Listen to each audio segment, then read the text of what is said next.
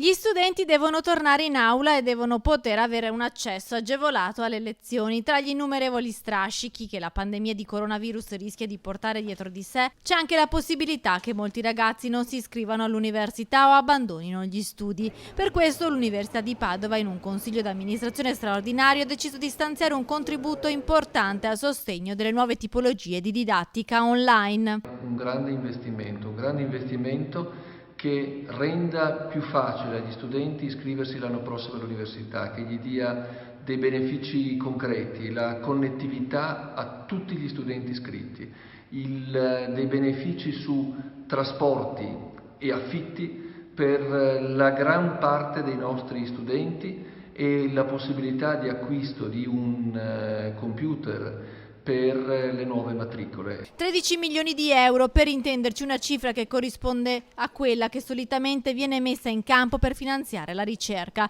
Questa volta invece verranno acquistate SIM da 60 giga e un modem per circa 48.000 studenti iscritti regolarmente o al massimo un anno fuori corso. Per le matricole invece ci sarà un contributo circa il 60% per l'acquisto di un PC, mentre il capitolo di spesa più importante è riservato ad agevolazioni economiche per il trasporto o l'affitto per gli studenti fuori sede.